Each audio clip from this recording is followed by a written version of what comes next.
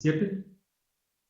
Gracias por su asistencia, gracias por estar presente durante las conferencias que se imparten en nuestra aula virtual. Muchas gracias a cada uno de ustedes. Vamos a iniciar con este programa de la hora Anafinet, a cargo de un servidor, José de Jesús Ceballos Caballero, en carácter de presidente nacional de Anafinet. Y vamos a continuar con el tema de Reforma Fiscal 2017, tema que hemos visto las últimas 3 sesiones de este mes de enero. Y vamos a continuar hoy con lo que sería reforma fiscal en el tema específicamente de ley de impuestos sobre la renta. Voy a compartirles el material en unos momentos para iniciar con el tema.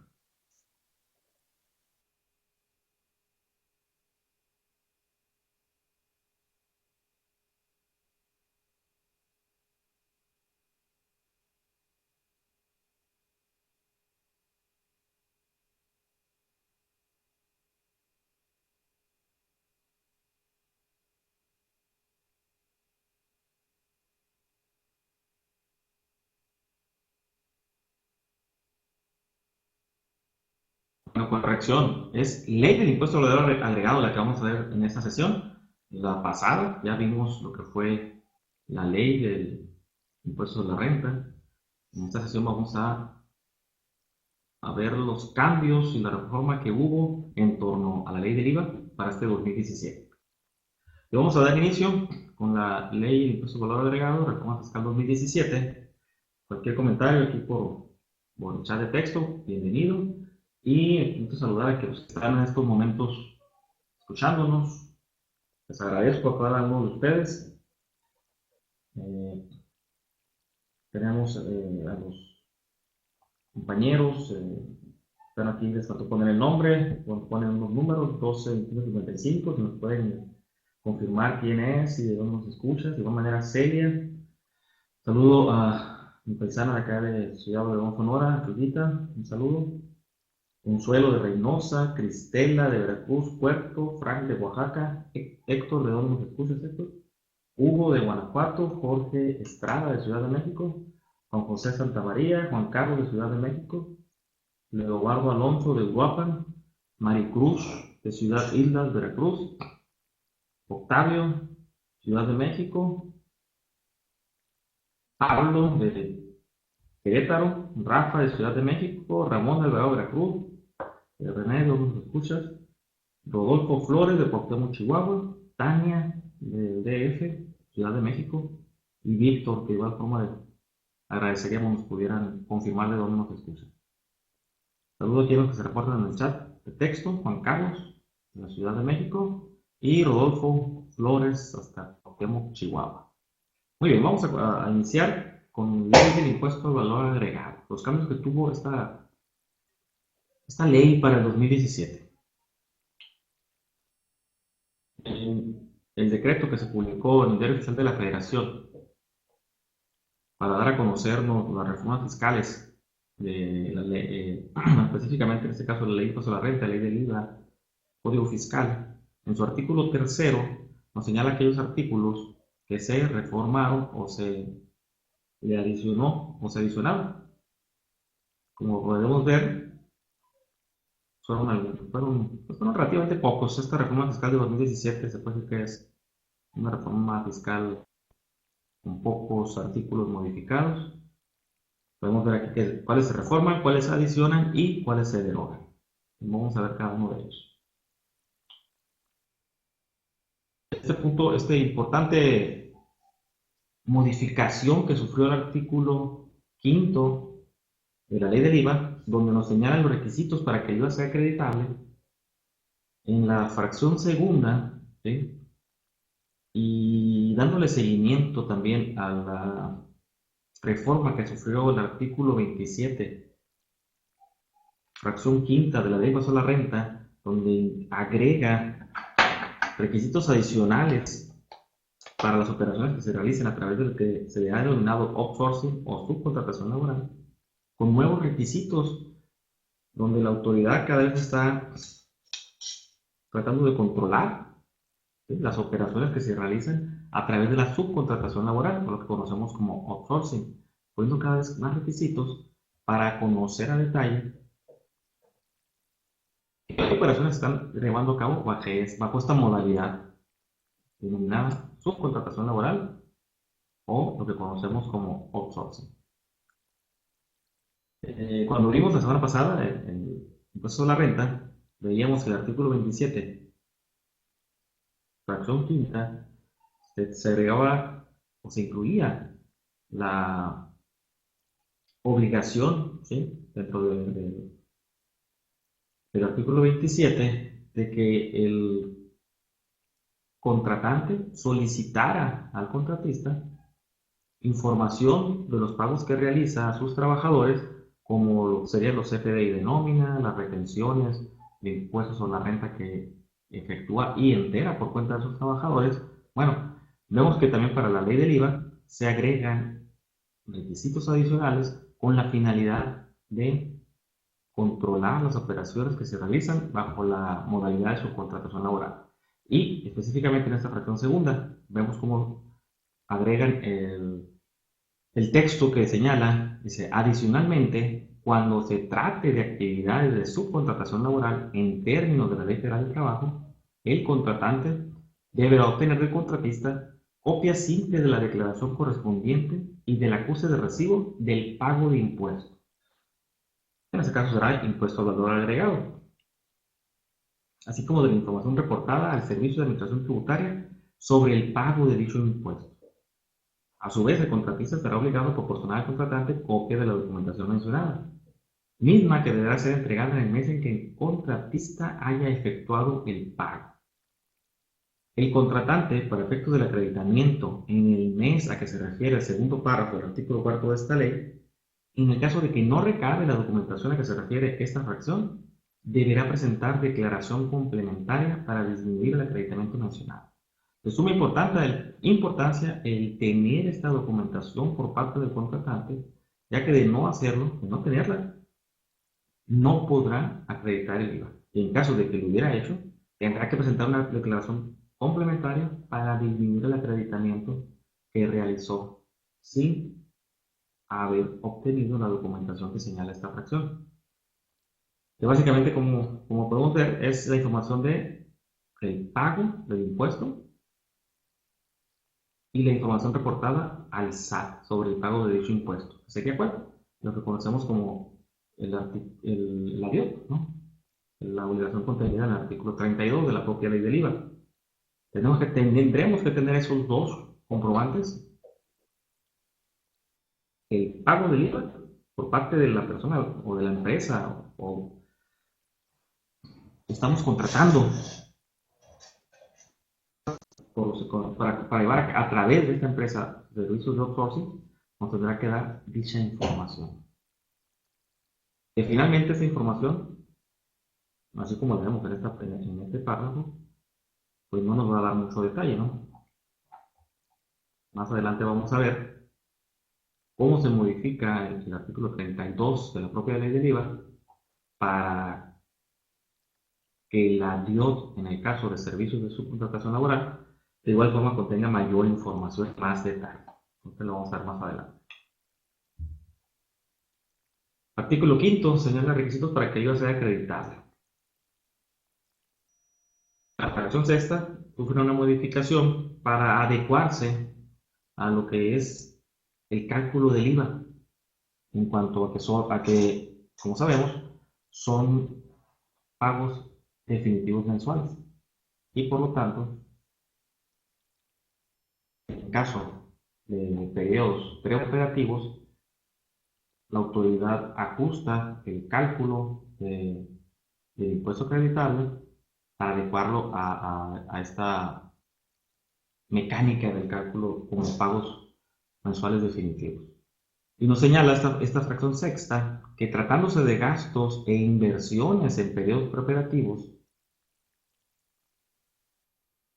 tenemos dos opciones que podemos llevar a cabo con el IVA trasladado pagado que haya llevado a cabo el contribuyente. Y uno de ellos puede ser el inciso A y el inciso B.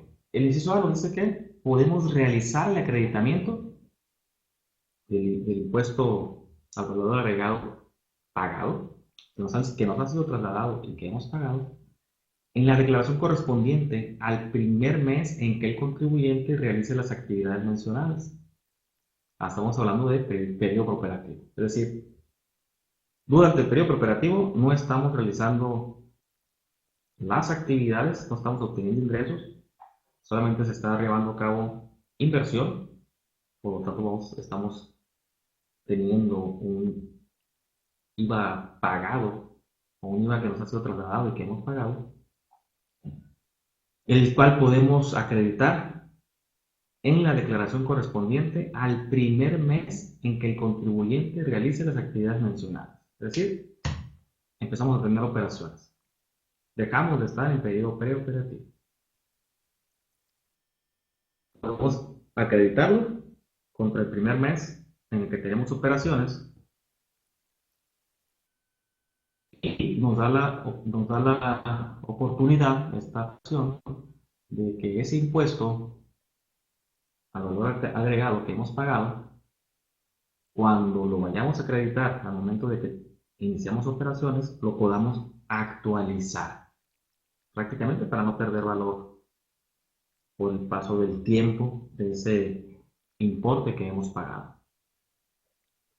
Eso es lo correspondiente al inciso A. Podemos acreditarlo hasta que tengamos operaciones. O en su caso, de acuerdo al inciso B del mismo artículo y fracción, podemos solicitar la devolución del impuesto que corresponda en el mes siguiente a aquel en que se realicen los gastos e inversiones. Es decir, en lugar de tener que esperar a que el IVA acreditable o el IVA trasladado que hayamos pagado lo acreditemos hasta el momento en el que tengamos operaciones, que iniciemos operaciones, podemos de manera anticipada solicitar la devolución del impuesto correspondiente del IVA. Para ello, y considerando que la empresa está en periodo operativo y que por lo tanto no está obteniendo ingresos, se deberá realizar una proporción o estimar una proporción para saber de los ingresos, ¿sí?, que de acuerdo a la actividad que se pretende realizar cuando se inician actividades, ya sea a tasa del 16%, del cero o exentos, debemos hacer una estimativa para tener un cálculo de la proporción que del total de ingresos que vayamos a obtener serán los correspondientes a aquellos que tienen tasa de IVA. Y la misma fracción, este inciso B, nos señala cómo vamos a realizar este estimativa y la información que le debemos entregar a la autoridad para el soporte de la solicitud de devolución del impuesto de valor agregado durante el periodo preoperativo. Nos señala cuatro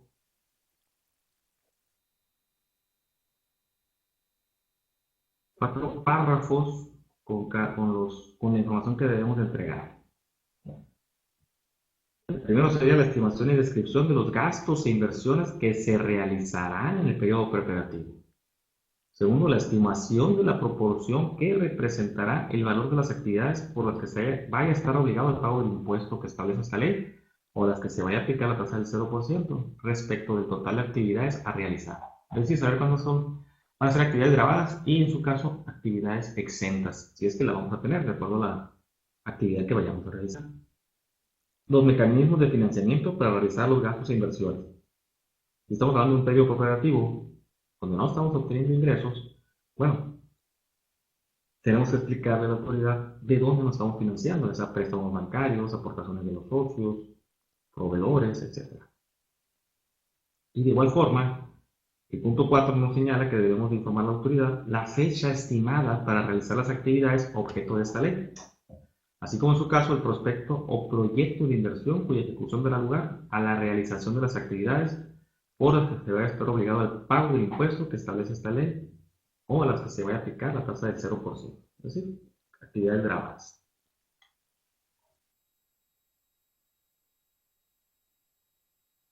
La información se emitirá reglas por parte de la autoridad para saber cómo será la información anterior que acabamos de ver. Y además,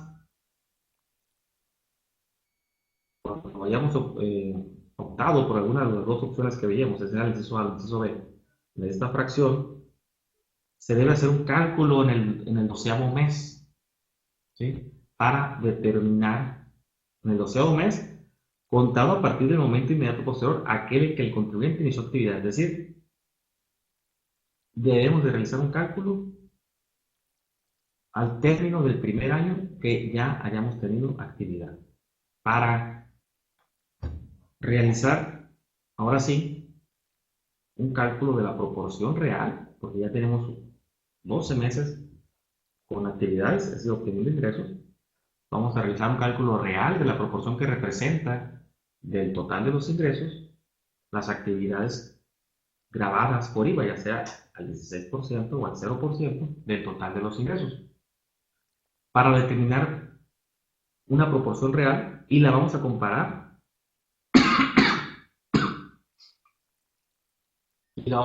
contra la proporción, ¿sí?, que utilizamos para acreditar el impuesto que le fue trasladado al contribuyente de acuerdo a los incisos A o B de esta fracción. Es decir, vamos a comparar esta proporción real contra la que hicimos estimada durante el periodo prooperativo.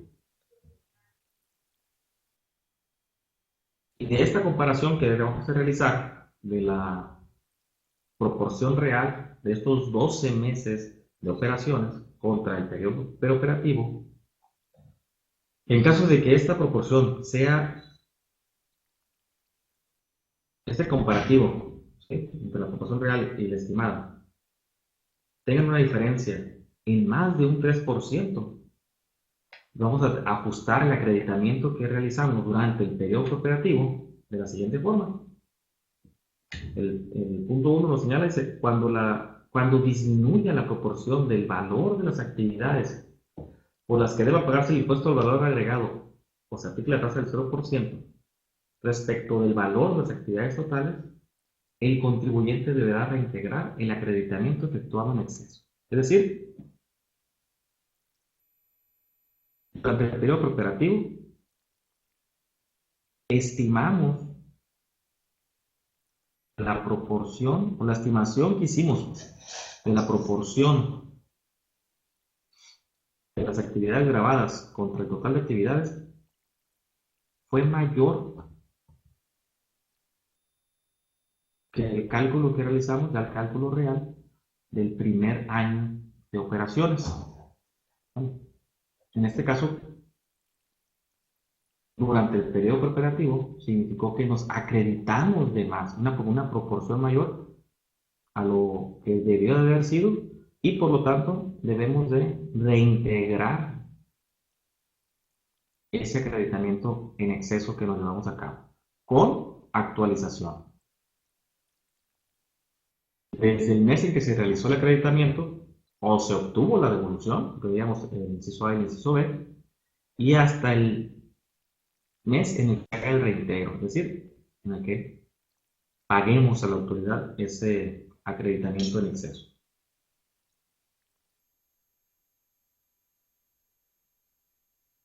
Y el punto 2 nos señala el caso contrario. Cuando la proporción del valor de las actividades por las que deba pagarse el impuesto al valor agregado o se aplique la tasa de 0% respecto del valor de las actividades totales, el contribuyente podrá incrementar el acreditamiento realizado. En este caso, durante el periodo operativo, nos acreditamos o solicitamos una devolución dependiendo de lo que hayamos, por la opción que hayamos elegido, del inciso A o del inciso B que vimos hace unos momentos,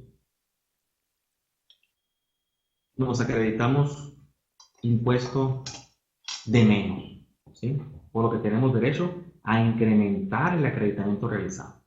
Y de igual forma lo vamos a poder actualizar, esa diferencia que tenemos prácticamente a nuestro favor o que podemos incrementar el acreditamiento realizado.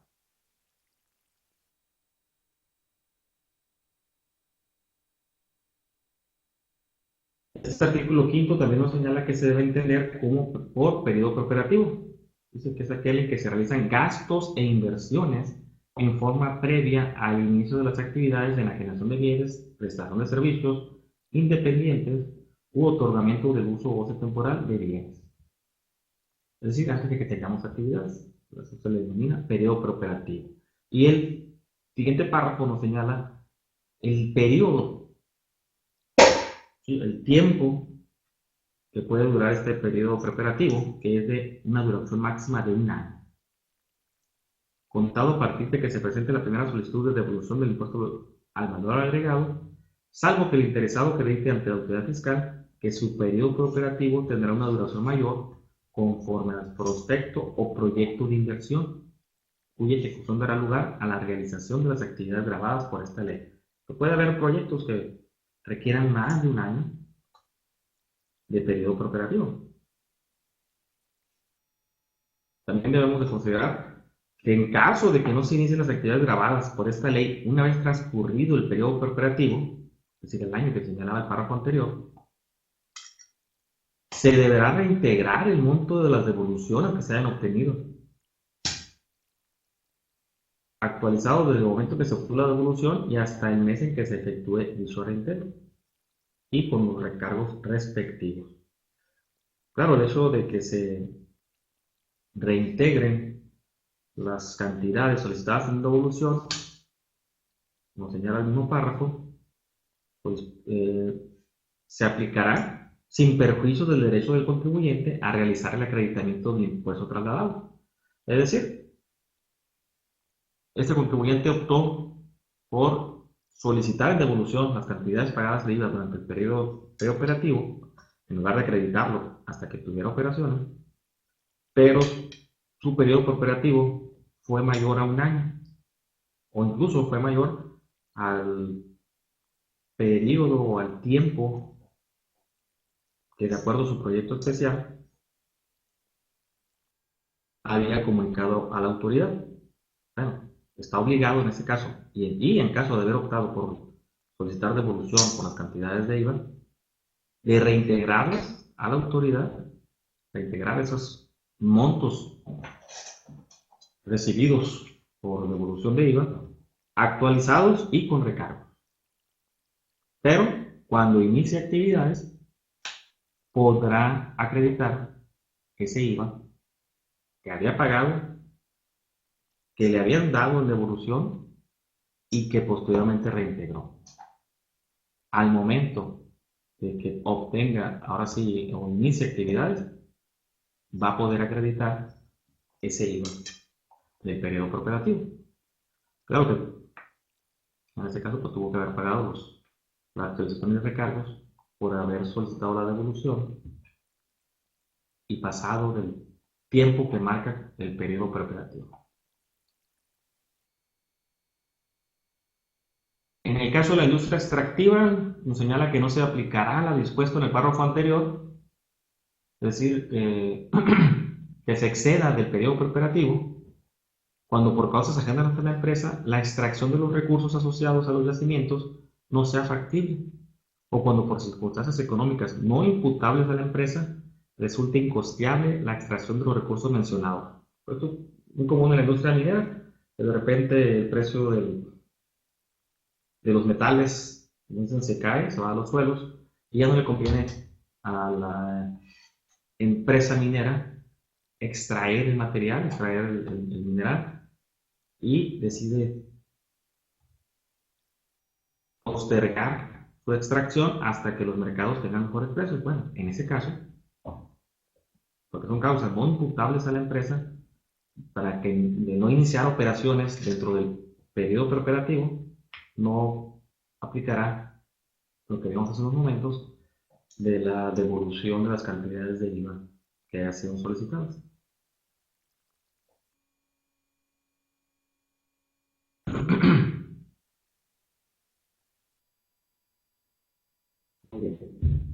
Hasta llega el artículo quinto. Vamos a ver aquí el artículo 24, que básicamente lo que nos señala la modificación que tuvo es una aclaración en la definición de lo que es importación de bienes o servicios, el concepto de lo mismo, ¿no?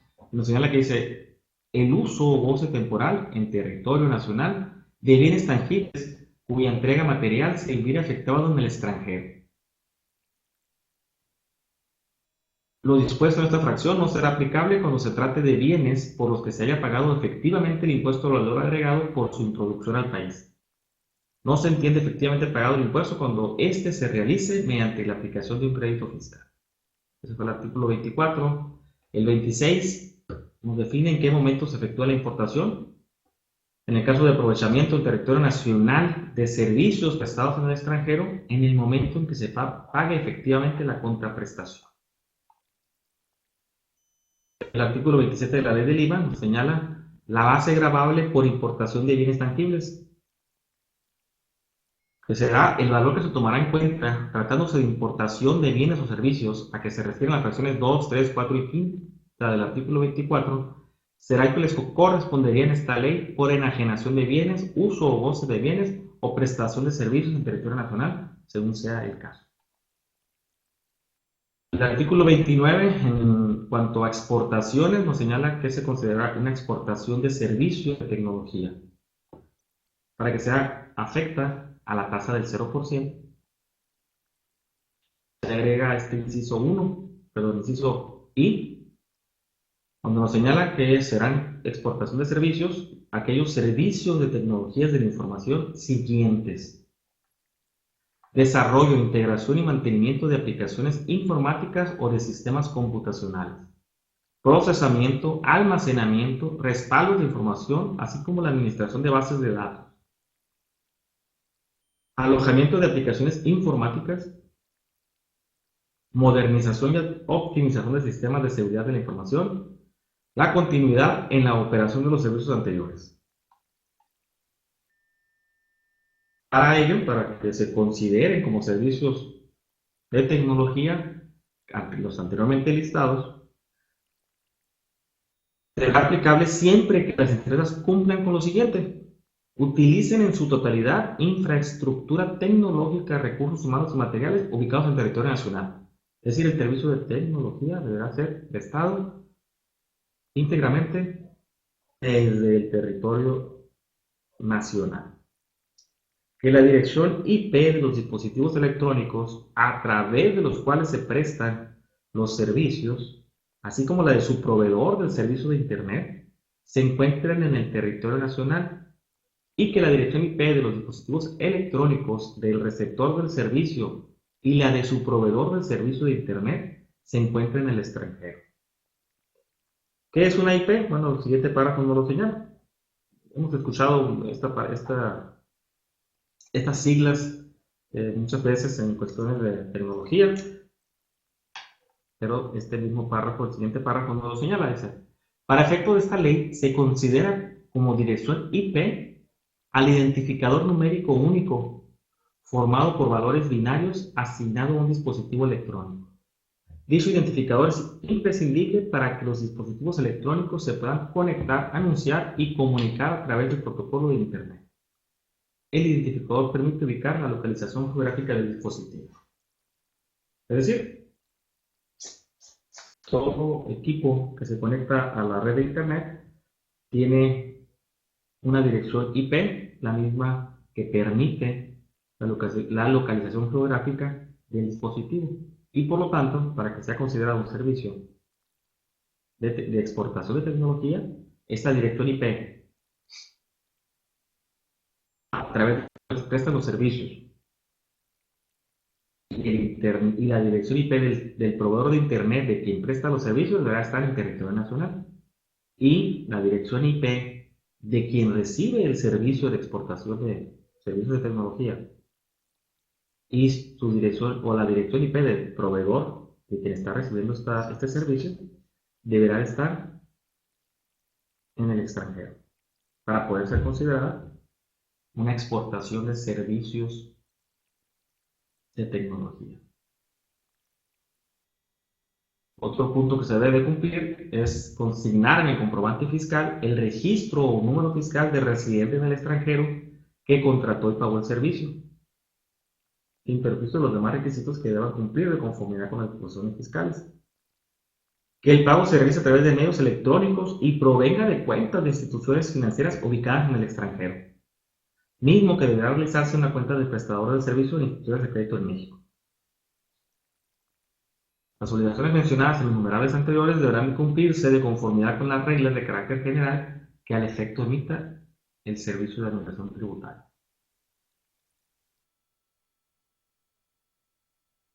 Y este mismo artículo 29 nos señala que no se va a considerar servicios de tecnología que no se van a considerar como exportados en los supuestos siguientes. En el punto 1, cuando para proporcionar dichos servicios se utilicen redes privadas virtuales. Y nos señala que se considera una red privada virtual. La tecnología de red que permite una extensión de una red local sobre una red pública, creando una conexión privada segura a través de una red pública y admitiendo la conexión de usuarios externos desde otro lugar geográfico de donde se encuentra el servidor o los aplicativos de la organización. Punto 2. Cuando los servicios se proporcionan, recaigan o se apliquen en bienes ubicados en el territorio nacional. No hay una exportación, ya que los bienes están en territorio nacional.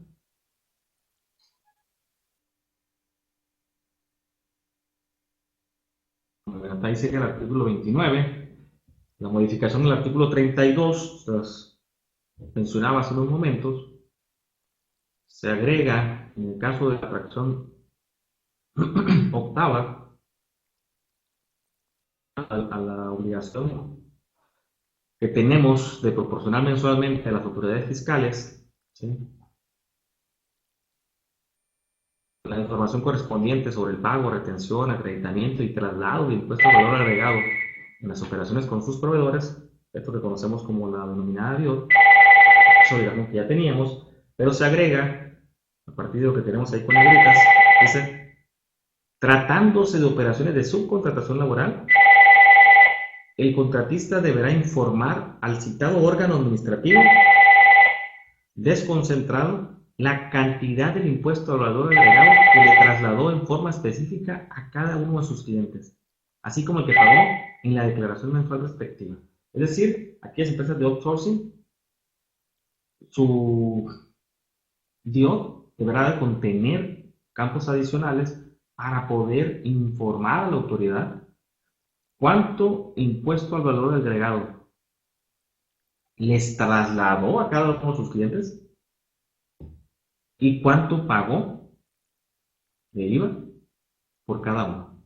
Es decir, empresa de outsourcing durante el mes, a lo mejor tuvo 2 clientes, a uno le facturó 1,000 pesos más IVA, del otro 10,000 pesos más IVA. Su DIOT deberá de señalar el IVA que trasladó. Vamos a poner en este caso de los 1,000 pesos, le trasladó 160 pesos, ese fue el IVA que le trasladó. Y de esos 160 pesos, ¿cuánto efectivamente pagó en su pago provisional de IVA del mes correspondiente?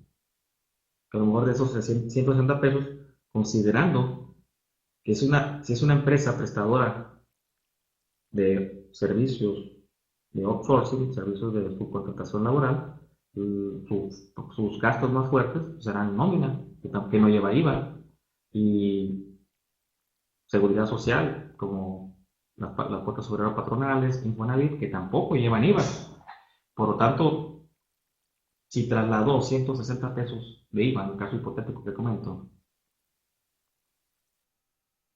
pues posiblemente el pago de IVA será alrededor de 100 pesos o de una cantidad acorde a la actividad que realiza, y así la autoridad ya tendrá una información más precisa y detallada de los pagos de IVA que están realizando las empresas que se dedican al outsourcing.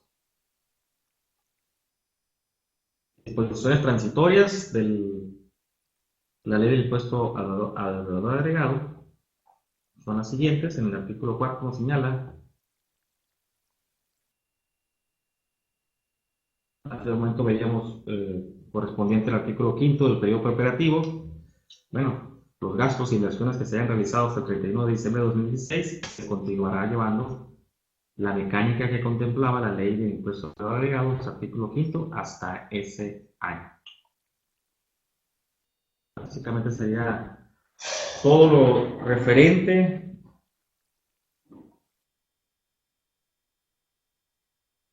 al impuesto al valor agregado bajo la reforma fiscal 2017. Vamos a dejarlo hasta aquí por esta sesión de la hora Anafinet, para que en el siguiente programa veamos lo referente al Código Fiscal de la Federación, aquellos cambios que sufrió el Código Fiscal de la Federación 2017. Les agradezco su presencia, como siempre. Gracias por estar presentes en la hora Anafinet. Gracias por haber estado presentes durante el día en el aula virtual. Gracias a Santa por estar al pendiente de nuestra aula virtual durante todo el día, toda la semana. Muchas gracias. Les agradezco a cada uno de ustedes. Los espero la próxima semana en una hora más del programa La Hora Anafinet. Los invito a que el día de mañana continúen en la programación de la aula virtual. También los invito a que si no se han afiliado a Anafinet o no se han reafiliado, que por favor se integren, realicen su procedimiento de afiliación o de reafiliación. Se pueden acercar con Santa, se pueden acercar con su representante estatal, su representante local de Anafinet, se puede acercar con Angélica Mata, nuestra vocal de membresía, o con un servidor, José Jesús Ceballos Caballero, presidente. Mi correo es ceballos@anafinet.org. Estoy a la orden. Los invito a que se integren a nuestra agrupación. De igual manera, los invito a que estén pendientes de nuestra programación en el aula virtual. Y los invito también a que se vayan agendando para lo que será nuestra próxima convención anual, a celebrarse en el mes de octubre de este año, los días 5, 6 y 7, a llevarse a cabo en Pachuca, Hidalgo, donde vamos a celebrar los 15 años de Anafinet. ¿Sí? Están invitados a esta convención. Desde ahorita pueden ir agendándola, preparándose y nos vemos por aquellas tierras. Pero ojalá nos podamos ver antes. Estoy a las órdenes. Gracias a quienes están aquí saludando y despidiéndose: Juan Carlos, Rodolfo, Cristela, Hugo, Chuyita. Muchas gracias y nos vemos el próximo martes. Hasta luego.